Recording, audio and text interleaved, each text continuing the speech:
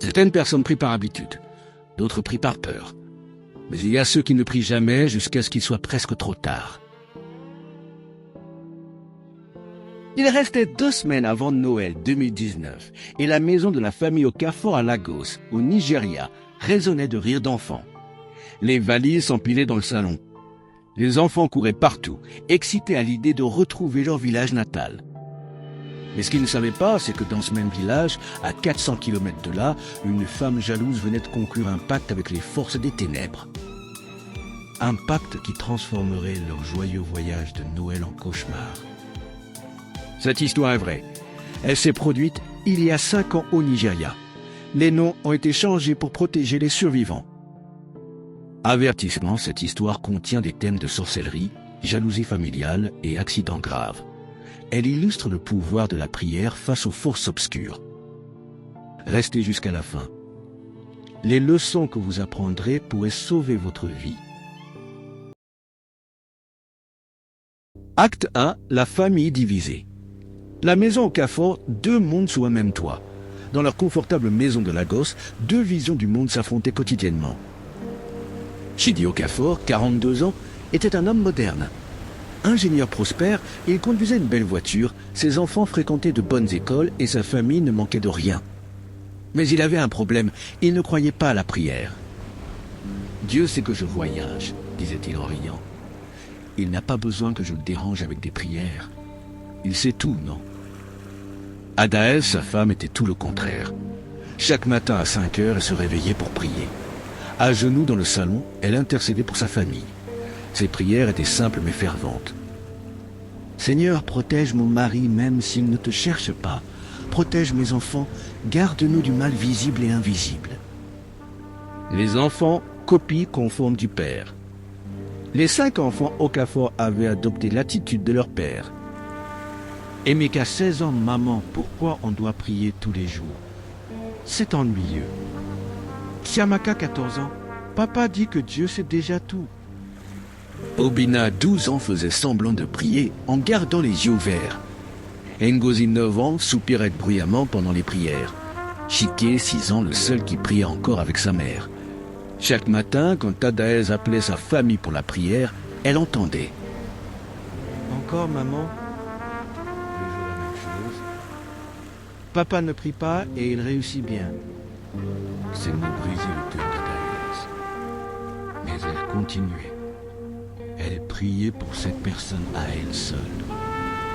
Ce qu'elle ne savait pas, c'est que ses prières construisaient un mur invisible qui allait bientôt sauver sa famille. Les préparatifs, l'excitation monte. Comme chaque année depuis 15 ans, la famille Okafor se préparait à rentrer au village pour Noël. C'était leur tradition. Une tradition que tous attendaient avec impatience. Les enfants adoraient le village. L'air frais, les grands arbres à grimper, leurs cousins avec qui jouer au football, la liberté de courir partout, les histoires des anciens sous la lune. Chidi aimait montrer sa réussite. Quand son 4x4 Toyota entrait dans le village, tout le monde se retournait. Les enfants couraient derrière la voiture. Les anciens saluaient respectueusement. « Regardez comment Chidi a réussi », disait-il avec admiration. Mais cette admiration n'était pas universelle. Loin de là. Dans une petite case de terre battue à l'autre bout du village, quelqu'un observait cette réussite avec des yeux empoisonnés par la jalousie. Acte 2. La jalousie empoisonnée. Maman Nkeri, la belle-mère venimeuse. Au village du Mlora, dans l'état d'Imo, vivait Maman Nkeri, la belle-mère de Chidi. Elle était la 2e femme du père de Chidi, décédé 10 ans plus tôt. Selon la tradition, Chidi, en tant que fils aîné, devait prendre soin d'elle. Ce qu'il faisait. Il lui envoyait de l'argent chaque mois. Il avait rénové sa maison. Il payait les frais médicaux. Mais pour Maman Nkiru, ce n'était jamais assez. La flamme de la jalousie. Chaque Noël, quand la famille Okafor arrivait, Maman Nkiru sentait son sang bouillir. Elle voyait la belle voiture de Chidi qui brillait au soleil. Adaël, les enfants bien habillés, bien nourris, heureux. Les villageois qui se pressaient pour saluer la famille. Les cadeaux que Chidi distribuait. Le respect que tout le monde lui accordait. Pendant ce temps, ses propres 4 fils. Bouchi fermier qui vivait au jour le jour. Okoro mécanicien avec un atelier rouillé. Elle sans emploi, toujours à boire du vin de palme. Dubem le plus jeune, vendeur ambulant, il ne pouvait même pas s'offrir le transport pour rentrer chaque Noël. Et quand il venait, c'était à vélo ou à pied. Pourquoi Shidi a-t-il tout et mes fils n'ont rien? Se demandait-elle chaque nuit, son cœur se durcissant un peu plus. Le point de rupture. Un soir, 2 semaines avant Noël, Maman Kiru était assise devant sa case. La lune était pleine, mais son cœur était noir. Cette année sera différente, murmura-t-elle. Je ne peux plus supporter ça. Elle se leva et se dirigea vers la case voisine où vivait Mama Ifeoma, sa meilleure amie. Mama Ifeoma était connue dans le village pour sa langue acérée et son cœur amer. « Ma sœur, dit Maman Kiru, je n'en peux plus. Chaque Noël, c'est la même humiliation. Shidi arrive comme un roi pendant que mes fils sont traités comme des mendiants. » Mama Ifeoma hocha la tête, ses yeux se plissant. « Tu as raison, Kiru. Il est temps que tu fasses quelque chose. » « Mais quoi ?» demanda Maman Kiru. Mama Ifeoma se pencha plus près, sa voix devenant un murmure. « Il y a des femmes dans la forêt, des femmes qui peuvent aider. » Le voyage dans les ténèbres. Cette nuit-là, sous le couvert de l'obscurité, Maman Kiru et Mama Ifeoma prirent un sentier étroit qui s'enfonçait dans la forêt du mois. C'était une forêt dont tout le monde parlait à voix basse. Les enfants n'osaient pas y entrer même en plein jour. On disait que les esprits habitaient, que des choses s'y passaient, des choses qui valait mieux ignorer. Le chemin était sombre. Les arbres se penchaient comme s'ils écoutaient. Le vent portait des sons étranges. Maman Kiru sentit un frisson lui parcourir l'échine, mais sa jalousie était plus forte que sa peur. Après 1 heure de marche, elle arrivait à une clairière. Là, cachée derrière des bambous, se trouvait une case. Mais ce n'était pas une case ordinaire. Les crânes d'animaux pendaient à l'entrée. Une fumée noire s'échappait du toit. L'air sentait le sang et les herbes amères. Et le silence. Un silence si profond qu'on entendait son propre cœur battre. La rencontre avec les sorcières, elles entrèrent. 3 vieilles femmes étaient assises en cercle autour d'un feu. Leurs yeux brillaient dans l'obscurité comme ceux d'un chat. La plus âgée, Maman Kocha, était la chef. Son visage était ridé comme une feuille sèche. Ses dents étaient noires. Ses doigts, longs et crochus. « Pourquoi venez-vous » demanda-t-elle, sa voix résonnant comme le tonnerre. Maman Kiru s'agenouilla, tremblante maintenant. « J'ai besoin de votre aide. Mon beau-fils Shidi, sa réussite m'humilie depuis trop longtemps. Mes fils souffrent pendant que lui prospèrent. » Les sorcières rirent. Un rire qui glaçait le sang. « Est-ce tout ?» dit Maman Kocha. « Considère que c'est fait. » Le rituel maudit. Les 3 sorcières se levèrent. Elles commencèrent à danser autour du feu, chantant dans une langue que personne ne comprenait. Leur voix montait et descendait comme le vent. Au centre de la pièce se trouvait une grande marmite noire. Un liquide épais y bouillonnait, émettant une vapeur verte. « As-tu apporté ce que nous avons demandé ?» demanda Maman Kocha. Maman Kiru sortit de son sac un morceau de tissu. C'était un bout de la chemise de Shidi, laissé lors de sa dernière visite à Noël. La sorcière jeta le tissu dans la marmite. Il s'enflamma instantanément dans une flamme bleue. Puis elle ajouta « Des cendres tombent, du sang noir, des herbes toxiques, des eaux broyées. Qu'il arrive un accident terrible, s'almodia-t-elle, que la voiture soit détruite, que la famille soit anéantie, qu'il ne voit jamais le village cette année. » Les 2 autres sorcières répétèrent « Qu'il en soit ainsi, qu'il en soit ainsi, qu'il en soit ainsi. » Une fumée noire s'éleva de la marmite, formant un tourbillon qui monta jusqu'au toit et disparut dans la nuit. Le sort était lancé. Maman Kocha se tourna vers Maman Kiru, ses yeux luisants dans l'obscurité. C'est fait. Avant qu'ils n'atteignent le village, ils seront morts. Un accident terrible les attend sur la route. Maman Kiru ressentit un mélange de satisfaction sombre et de peur. Elle paya les sorcières avec l'argent que Shidi lui avait envoyé le mois dernier, une ironie qui ne lui échappa pas. En rentrant chez elle cette nuit-là, Maman Kiru souriait. Dans son cœur noir, elle imaginait déjà les funérailles. Le village en deuil. Et enfin, personne pour éclipser ses fils. Ce qu'elle ne savait pas, c'est qu'à Lagos, à 400 km de là, une femme priait. Et ces prières étaient en train de construire un bouclier invisible.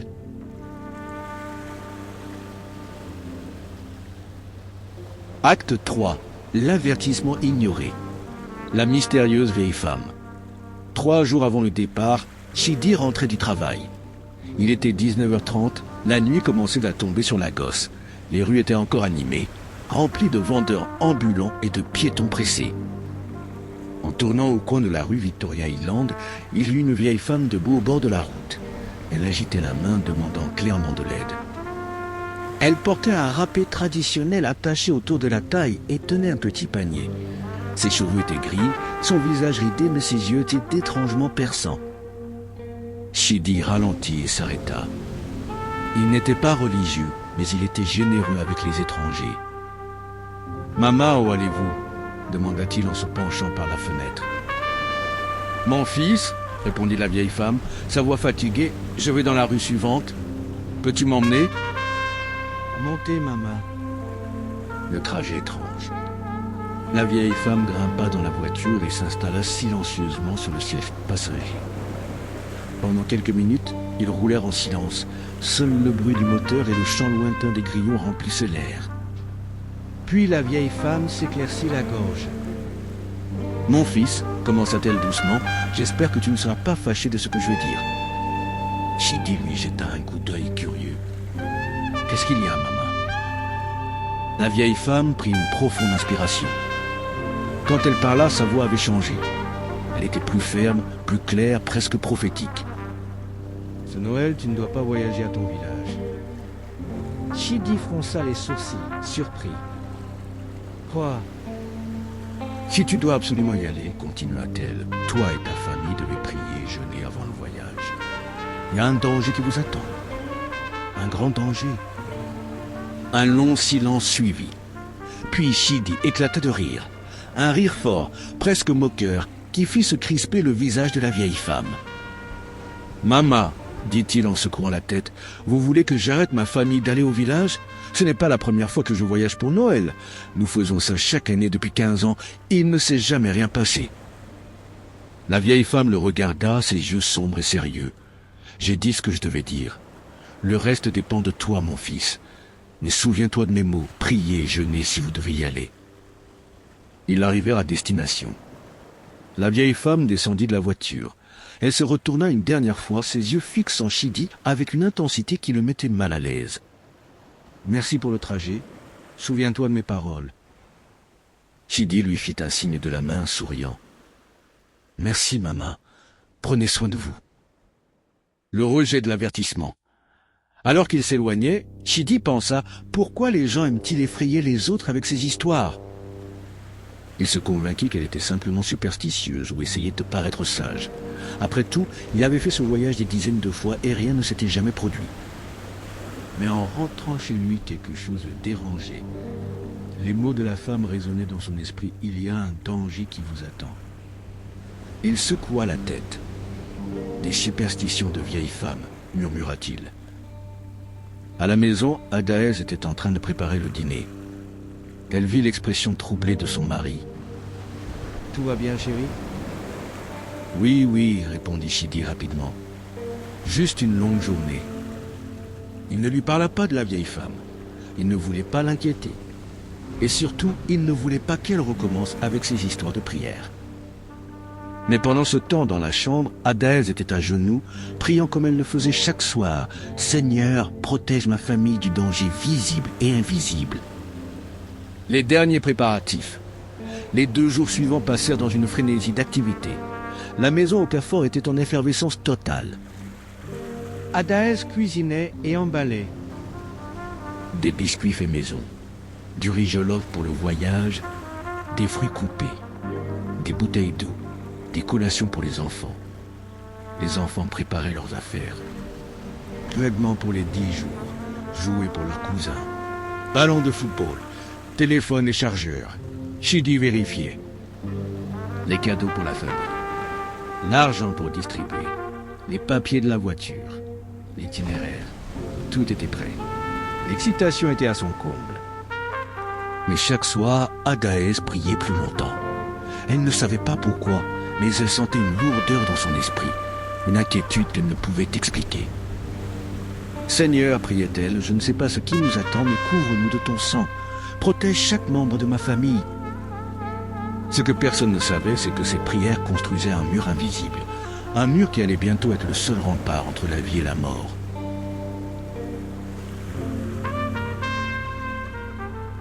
Acte 4, le sabotage mystérieux. Le matin du départ. C'était le 23 décembre, 2 jours avant Noël. La famille Okafor devait partir tôt le matin pour éviter les embouteillages de Lagos. À 5 heures du matin, tout le monde était réveillé. Les valises étaient empilées près de la porte. Les enfants, malgré leur matinale, étaient excités et bavardaient sans arrêt. Comme toujours, Adaès appela tout le monde au salon. « Avant de partir, prions, » dit-elle, sa voix douce mais ferme. Chidi leva les yeux au ciel. « Adaès, qu'est-ce que c'est avec toi, les prières? Nous n'allons pas sur la lune. C'est juste le village. Laisse-moi aller réchauffer la voiture. » Il sortit, les clés à la main, et se dirigea vers sa Toyota Land Cruiser garée dans l'allée. Adaès soupira et s'agenouilla seul avec les enfants. Ils grognèrent, mais s'agenouillèrent quand même par habitude. « Seigneur, pria Adaès les yeux fermés, protège-nous dans ce voyage. Guide mon mari, garde mes enfants, que ta main soit sur nous. » La voiture refuse de démarrer. Dehors, Chidi monta dans la voiture, mit la clé dans le contact et tourna. Rien. Pas même un tout sautement du moteur. Juste un silence mort. Quoi? Marmonna-t-il, fronçant les sourcils. Il réessaya. Cette fois, le moteur tout sauta faiblement, mais refusa de démarrer. Qu'est-ce que c'est que ça? Dit-il à voix haute. Il sortit, ouvrit le capot et fixa le moteur comme s'il allait s'expliquer. Il tritura quelques fils, vérifia la batterie, puis réessaya.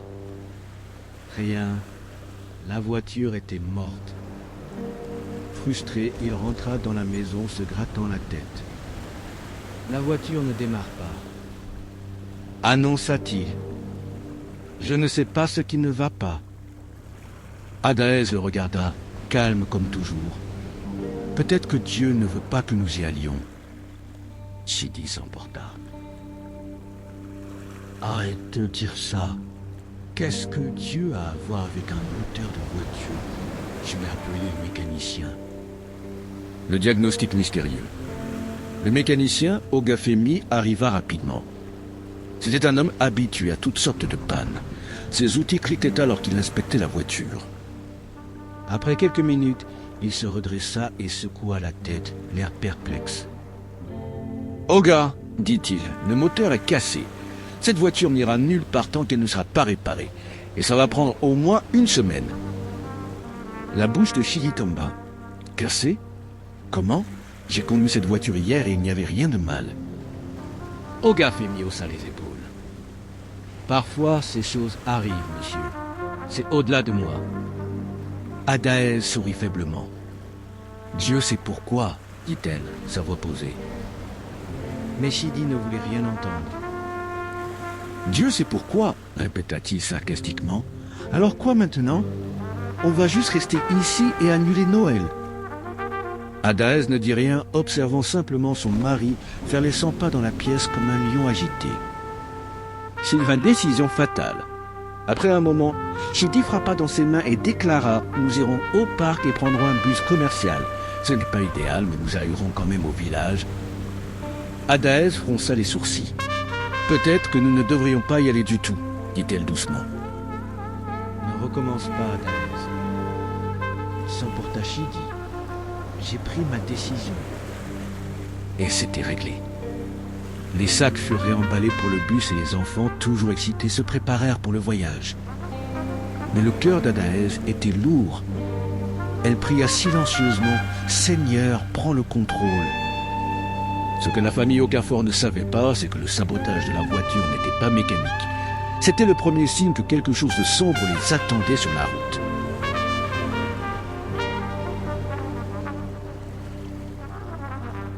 Acte 5, Le voyage commence au parc de transport.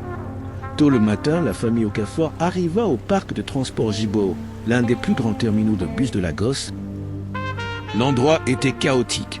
Des voyageurs partout, des vendeurs criant pour vendre leurs marchandises, des enfants courant entre les jambes des adultes.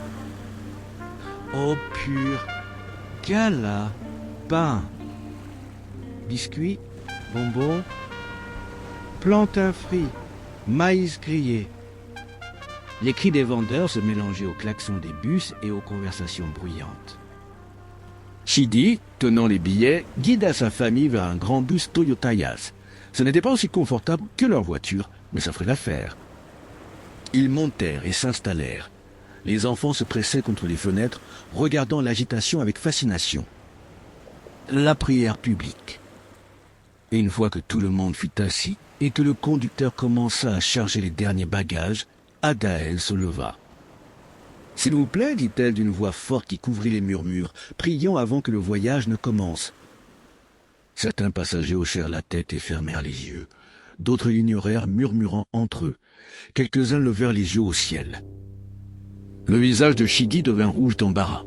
« Adaël, assieds-toi, siffla-t-il. Tu nous embarrasses, c'est un transport public, pas une église. » Mais Adaël ne l'écouta pas. Elle ferma les yeux, sa voix devenant ferme et claire. « Seigneur, protège-nous dans ce voyage. Couvre ce bus et tous ceux qui sont à l'intérieur. Que ton sang nous protège du danger. Au nom de Jésus, Amen. » Amen, Amen, marmonnèrent certains passagers. D'autres roulèrent des yeux. Une femme à l'arrière murmura assez fort pour être entendue ces chrétiens et leurs prières, comme si Dieu n'a que ça à faire. Chidi secoua la tête, marmonnant « Elle ne changera jamais ». Mais ce que personne ne savait, c'est que cette prière venait de déclencher quelque chose dans le royaume spirituel. Un bouclier invisible s'activait. Le départ. À 7h30, le bus démarra enfin. Le moteur ronfla et le véhicule se mit en route, laissant Lagos derrière lui. Les premières heures du voyage furent paisibles. La ville se transforma progressivement en banlieue, puis en zone rurale. Les enfants bavardaient, montrant du doigt les choses intéressantes le long de la route. Chidi, se sentant bercé par le doux balancement du bus, s'assoupit, sa tête reposant contre la fenêtre. Adaël, elle, ne dormait pas. Elle regardait par la fenêtre, mais ses lèvres bougeaient silencieusement en prière continue. Seigneur, couvre ce bus. Protège le conducteur. Garde mes enfants. Couvre mon mari. Elle ne savait pas pourquoi, mais elle sentait qu'elle devait continuer à prier. Quelque chose en elle refusait de se reposer. La route de la mort. Le bus avançait régulièrement. Ils avaient déjà parcouru la moitié du trajet. Plus que 200 km jusqu'au village. La route était maintenant une autoroute à 2 voies, entourée de forêts denses des 2 côtés. C'était la portion dangereuse, connue localement comme la route de la mort, à cause des nombreux accidents qui s'y produisaient chaque année. Des camions énormes partageaient la route avec des bus et des voitures. Certains conducteurs imprudents doublaient dangereusement. Le conducteur du bus Musa était un homme expérimenté. Il avait fait cette route des centaines de fois. Mais aujourd'hui, quelque chose n'allait pas. Il commença à sentir que le volant était plus difficile à tourner. Puis, alors qu'il approchait d'une descente, il appuya sur les freins pour ralentir. Rien ne se passa. Il appuya plus fort. Rien. Les freins avaient lâché.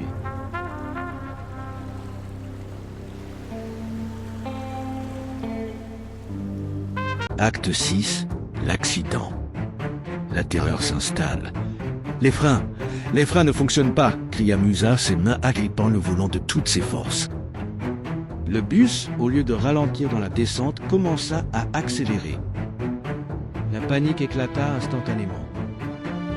Les passagers crièrent. Les femmes hurlèrent.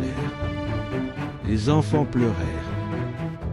Le bus commença à zigzaguer de manière incontrôlée, déviant d'un côté de la route à l'autre.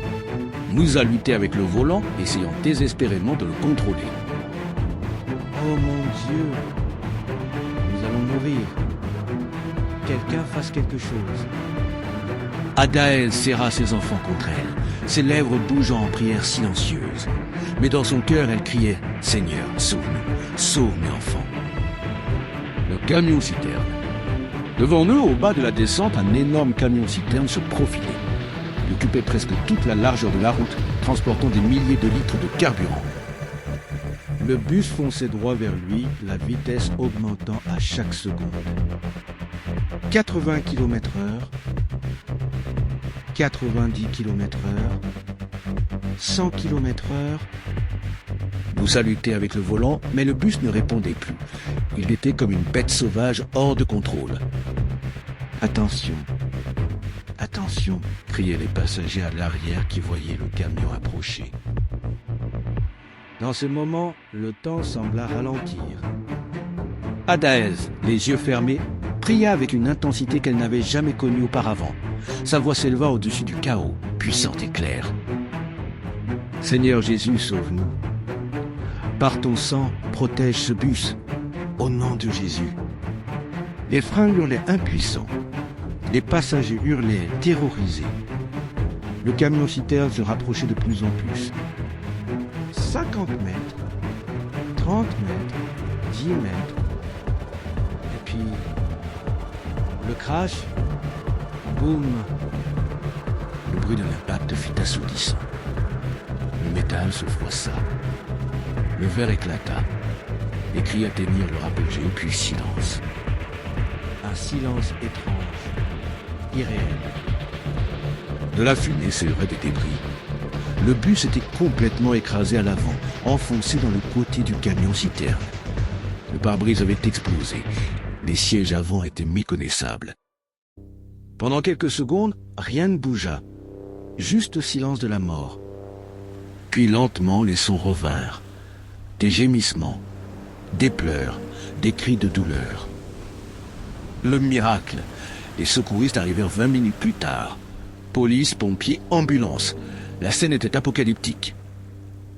Ils s'attendaient au pire. Avec un tel impact, la plupart des passagers devaient être morts ou gravement blessés. Mais ce qu'ils découvrirent les laissa bouche bée. Dans la partie arrière du bus, où était assise la famille Okafor, tous étaient vivants.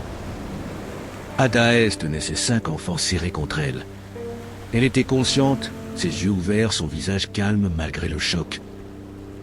Les secouristes se précipitèrent vers eux. « Madame, vous allez bien ?» Adaez hocha la tête, vérifiant frénétiquement ses enfants. « Emeka, pas une égratignure. Chiamaka, aucune blessure. Obina, juste un peu secoué. Ngozi pleurait mais indemne. Chike accroché à sa mère, sain et sauf. Pas une seule blessure. Pas une seule goutte de sang. C'était comme si un bouclier invisible les avait protégés. Les autres passagers qui étaient à l'arrière avaient aussi survécu, certains avec des blessures mineures. Mais la famille Okafor, ils étaient sortis complètement intacts.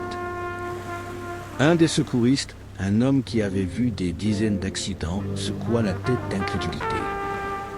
C'est un miracle, murmura-t-il. Avec un tel impact, ils devraient tous être morts. Shidi, le seul blessé. Mais il y avait une exception tragique. Shidi, qui était assis à l'avant du bus près du conducteur pour avoir une meilleure vue, avait pris le plein impact de la collision. Quand les secouristes l'atteignirent, il était inconscient, coincé dans les débris tordus du siège avant. Ses jambes étaient écrasées sous le métal. Owen a besoin d'un coup de boulon ici, cria un secouriste. Il fallut 30 minutes pour le dégager. Quand ils le sortirent enfin, le verdict était clair. Ses 2 jambes étaient gravement endommagées. Adaez, toujours en état de choc mais consciente, vit son mari être transporté sur une civière. Son cœur se brisa. « Chidi, Chidi !» cria-t-elle, essayant de se précipiter vers lui. Un secouriste la retint doucement. « Madame, il est vivant. Nous l'emmenons à l'hôpital. Vous devez rester calme pour vos enfants. » Les enfants, voyant leur père inconscient et ensanglanté, commençaient à pleurer. L'homme qui avait refusé de prier était le seul de sa famille à être blessé, tandis que ceux pour qui sa femme avait prié étaient miraculeusement intacts.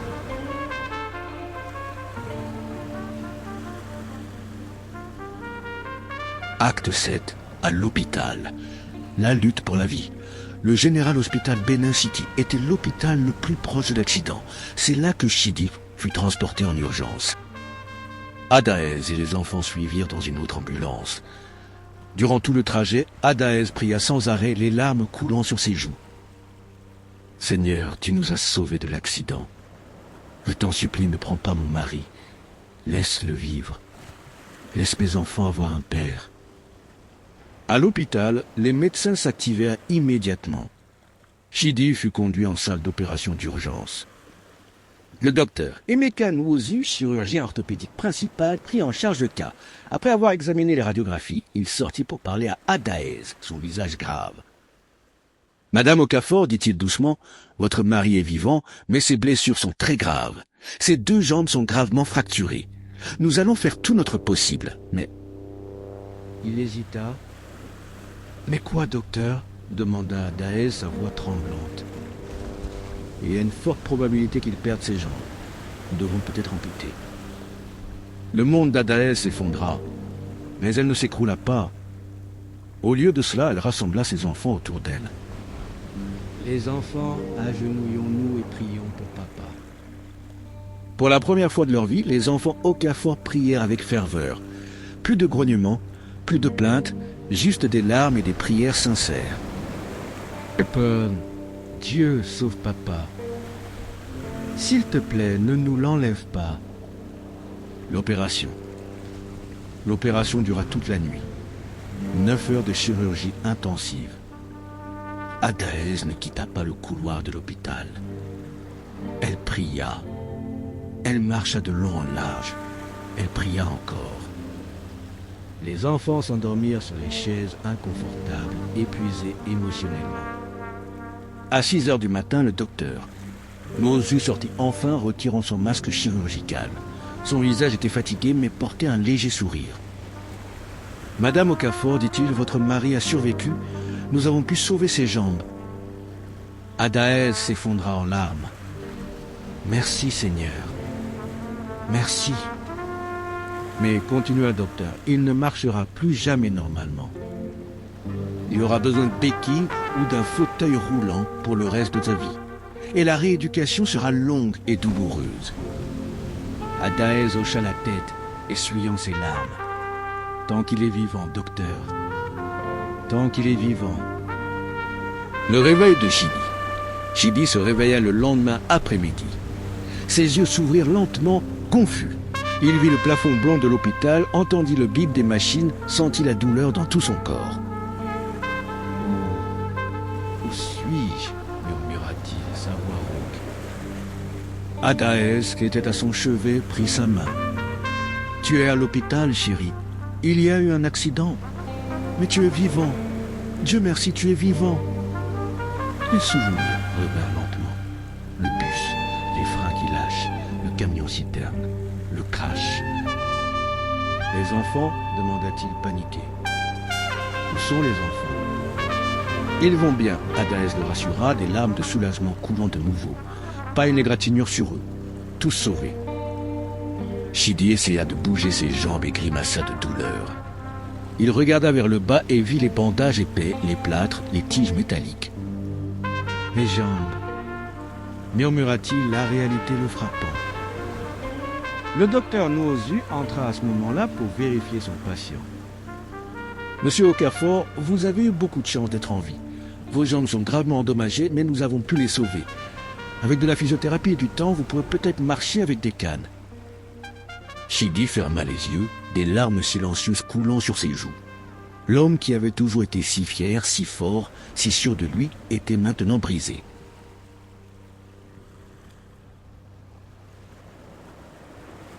Acte 8, la révélation.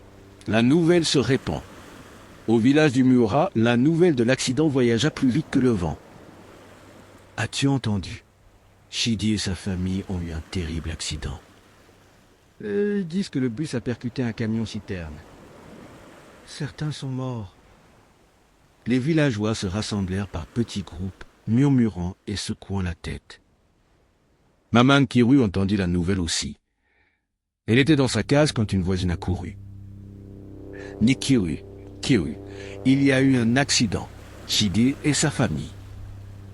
Maman Kiru sortit en courant, feignant la surprise et l'inquiétude. Quoi? Qu'est-ce que tu dis? Quand elle entendit les détails, elle tomba par terre, se roulant dans la poussière, se frappant la poitrine. Ah, mon fils, mes petits-enfants, qu'avons-nous fait pour mériter cela? Les villageois accoururent pour la consoler. Les femmes pleuraient avec elle. Les hommes secouaient la tête gravement. Mais à l'intérieur, dans le cœur noir de Maman Kiru, une joie sombre dansait.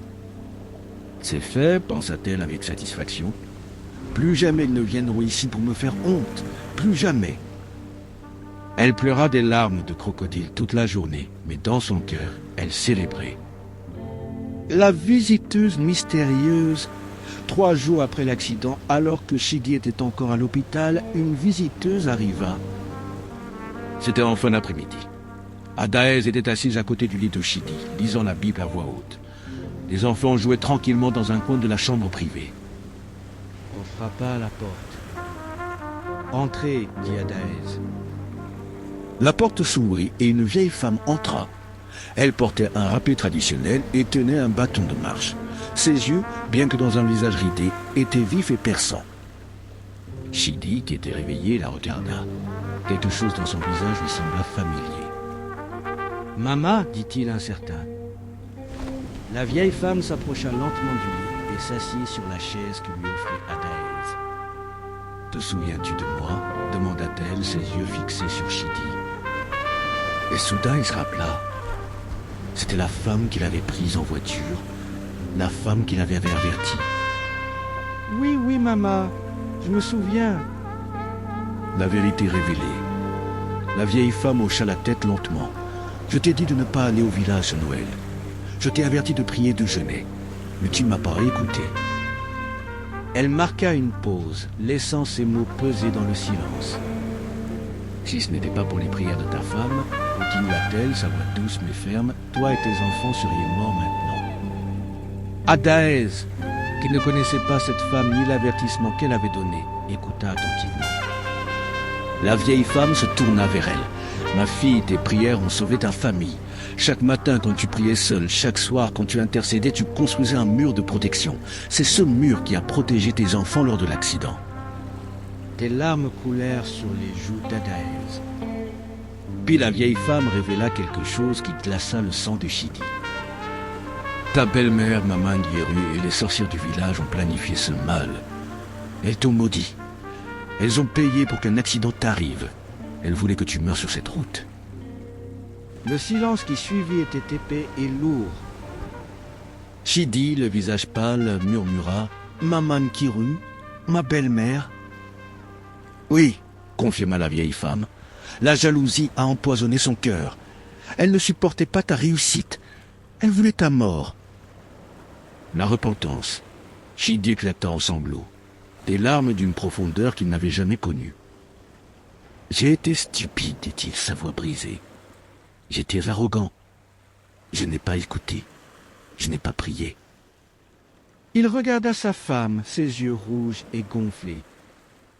Adaez, pardonne-moi. Pardonne-moi d'avoir été si têtu. Pardonne-moi de ne jamais avoir prié avec toi. Tu as essayé de me protéger et je t'ai repoussé. Adaez prit la main de son mari, pleurant aussi. Je te pardonne, chérie. Je te pardonne. Les enfants, voyant leurs parents pleurer, se rassemblèrent autour du lit, eux aussi en larmes. La vieille femme se leva pour partir. Avant de sortir, elle dit une dernière chose. Que ceci soit une leçon. Ne sous-estimez jamais le pouvoir de la prière. Ne méprisez jamais les avertissements de Dieu. Et souvenez-vous, pas tout le monde ne se réjouit de votre succès. Et avec ces mots, elle quitta la chambre, laissant la famille Okafor transformée à jamais.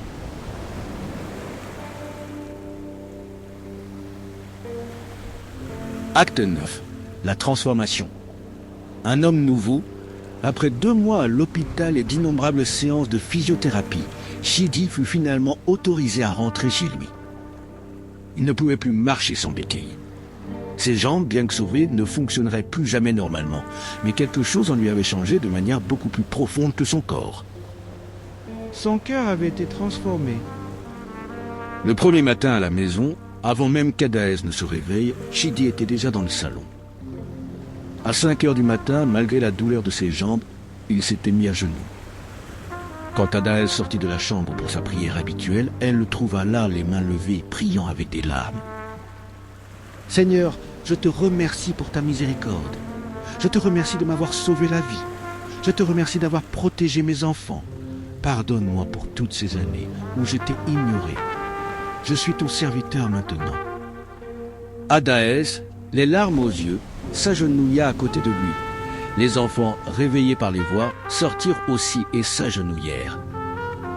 Pour la première fois dans l'histoire de la famille Okafor, toute la famille priait ensemble, volontairement, avec joie. Les dimanches à l'église. Avant l'accident, Chidi trouvait toujours des excuses pour ne pas aller à l'église. Je suis fatigué. J'ai du travail. L'église, c'est pour les femmes et les enfants. Maintenant, malgré ses béquilles, malgré la douleur, il était le premier prêt chaque dimanche matin. À l'église, église chrétienne rachetée de Dieu, paroisse Victoire, toute la congrégation connaissait leur histoire. L'histoire du miracle, l'histoire de l'homme arrogant devenu humble, l'histoire de la femme fidèle dont les prières avaient sauvé sa famille. Quand Chidi témoignait, les gens pleuraient. Je me tenais devant vous comme un homme qui pensait ne pas avoir besoin de Dieu, disait-il, sa voix forte malgré sa faiblesse physique. Je me moquais de ma femme quand elle priait. J'empêchais mes enfants de prier. J'étais orgueilleux et stupide.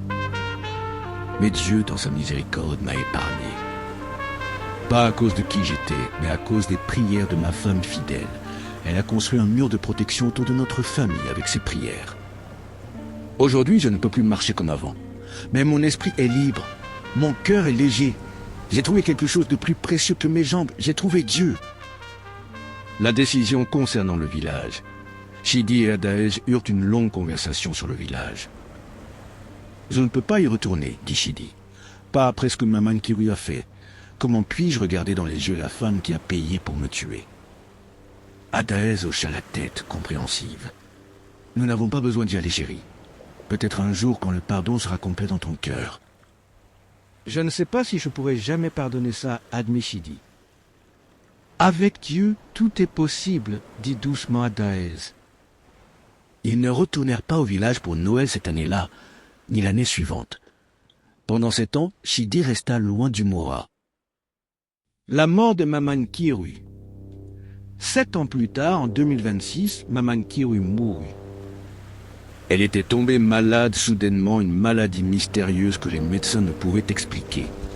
Son corps se consumait de l'intérieur, sa peau devenait noire, elle perdait la raison. Sur son lit de mort, elle l'appelait sans cesse Chidi. « Chidi, pardonne-moi. Les esprits me tourmentent. Ils disent que je dois payer pour ce que j'ai fait. » Elle mourut dans l'agonie seule, car même ses propres fils avaient fini par découvrir la vérité de ce qu'elle avait fait. Quand la nouvelle parvint à Chidi, il ne ressentit ni joie ni tristesse, juste de la paix. « Que Dieu ait pitié de son âme, dit-il simplement. » Le retour au village. Pour les funérailles de Maman Kirui, Chidi décida d'y aller. C'était la première fois en 7 ans qu'il retournait à Omoa. Il arriva humblement, pas dans un 4x4 brillant, mais dans un simple taxi. Pas avec des cadeaux coûteux, mais avec un cœur transformé. Les villageois étaient surpris de le voir. Certains avaient honte, sachant maintenant ce que Maman Kirui avait fait. D'autres étaient curieux de voir comment il avait changé. Chidi, sur ses béquilles, se tenait devant la tombe de sa belle-mère. Et là, devant tout le village, il dit quelque chose que personne n'attendait. « Je lui pardonne. Ce qu'elle a fait était mal, mais Dieu a transformé ce mal en bien.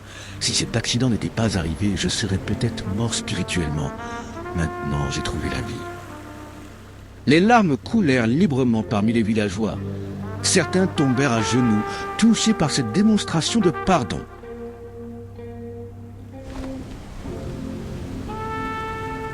Le message final. L'histoire de la famille Okafor se répandit dans tout le Nigeria. Elle devint un témoignage puissant dans les églises, lors de croisades, dans les écoles. Des années plus tard, Chidi et Adaez créèrent un ministère appelé le ministère de la femme de prière. Un ministère dédié à encourager les femmes à prier pour leur famille, même quand personne d'autre ne prie. Leurs enfants, maintenant adultes, servent tous dans différents ministères. L'accident qui aurait pu détruire leur famille l'a plutôt transformé en un témoignage vivant de la puissance de la prière. Chidi marche toujours avec des béquilles. Mais il dit souvent, ces béquilles me rappellent chaque jour d'être humble. Elles me rappellent que sans Dieu, je ne suis rien.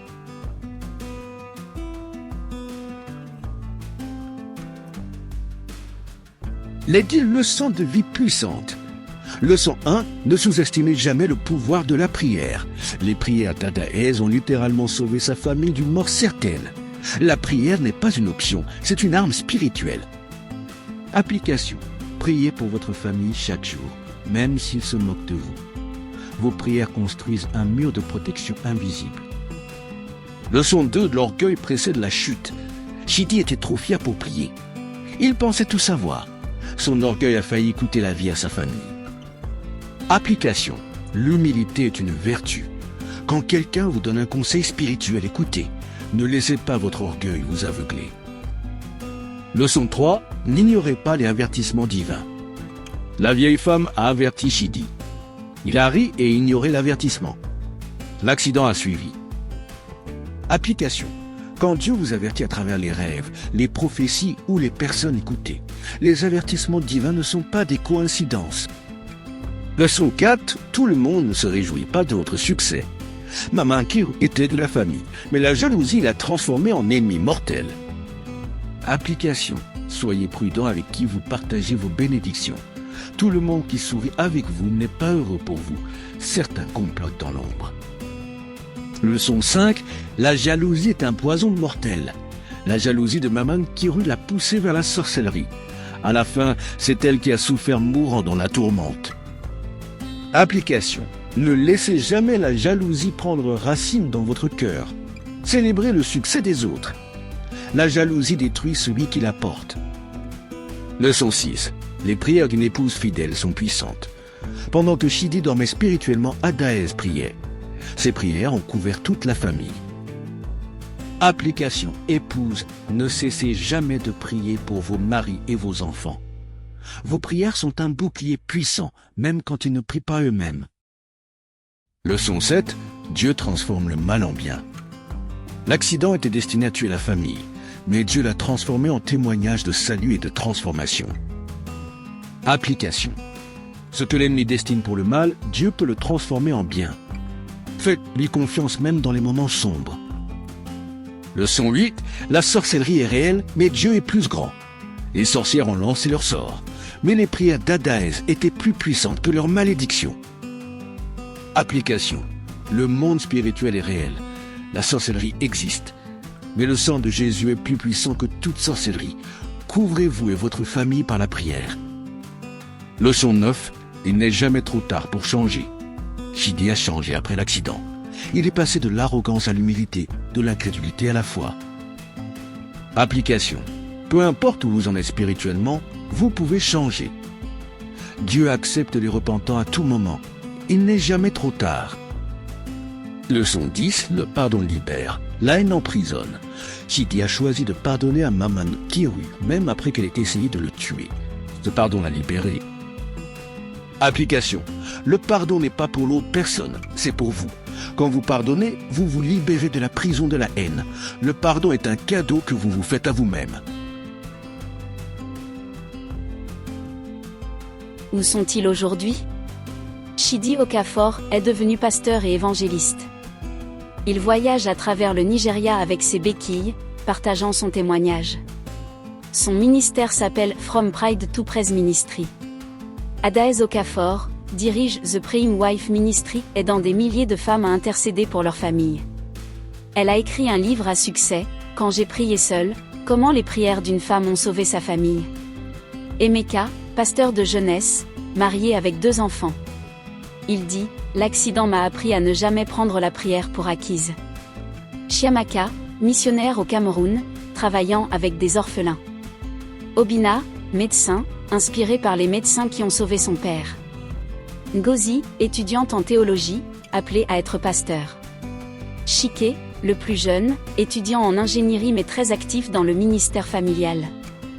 Maman Kiru, décédé dans des circonstances tragiques.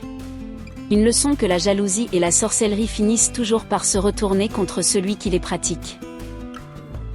Certaines personnes prient par habitude, d'autres prient par peur. Mais il y a ceux qui ne prient jamais jusqu'à ce qu'il soit presque trop tard.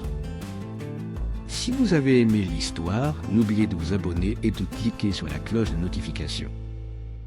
Merci.